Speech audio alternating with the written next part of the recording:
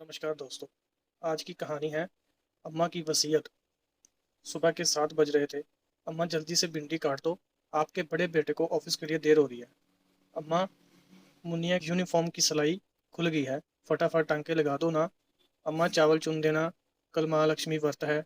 बड़ी बहू शकुंतला और छोटी बहू सिमी बारी बारी अम्मा के पास आ रही थी। अम्मा की उम्र हो चुकी थी, लेकिन उसके हाथ अभी भी फुर्ती से चलते थे। बाबूजी के जाने के बाद घर की सारी जिम्मेदारी अम्मा पर आ गई थी। घर बाबूजी ने अम्मा के नाम कर दिया था। दोनों भाई अलग अलग कमरों में रहते थे। बीच में बड़ा हॉल था। हॉल के एक तरफ ड्राइंग रूम, दूसरी तरफ अम्मा का दीवान। एक पर्दा दोनों तरफ का फर्क छुपाए रखता था। अम्मा खुशी खुशी सबका काम करती। पेंशन आती, दवाइयों में खर्च हो जाती। एक पुराना नोकिया फ़ोन था जिसमें कभी अपनी बेटी से बात कर लेती। दोपहर का आराम, वो शब्द उनके शब्दकोश में लंबे समय से गायब था। फिर एक शाम वकील साहब घर आए। दोनों बहुओं में खलबली मच गई। चाय नाश्ता लेकर अम्मा के पास बैठ गई। थोड़ी देर बाद वकील साहब ने दोनों बहुओं को बाहर जाने को कहा। दरवाजा बंद हुआ।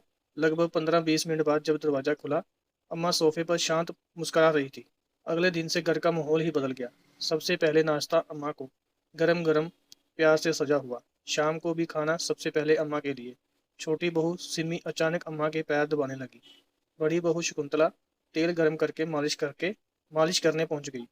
दोपहर में अम्मा दोपहर में अब अम्मा को आराम करने का समय मिलने लगा था। दोनों बहुएं अब एक दूसरे से आगे निकलने की होड़ में लगी थी। अम्मा दोनों की सेवा देखकर मन ही मन मुस्कुराती, मन ही मन सोचती, काश ये प्यार वसीयत से पहले भी होता। दोस्तों, असली सवाल ये है कि वकील साहब ने दोनों बहुओं से बाहर जाते वक्त क्या कहा था। अम्मा ने अपनी वसीयत में बदलाव कर दिया था। उन्होंने लिखवा दिया, मेरा यह घर उसी बेटे बहू को जाएगा जो मेरी सबसे ज़्यादा सेवा करेगा, मुझे सबसे ज़्यादा प्यार और सम्मान देगा। तो दोस्तों, ये कहानी आपको कैसी लगी? क्या वाकई इंसान इतना बदल सकता है? अपनी राय कमेंट में जरूर देना। धन्यवाद।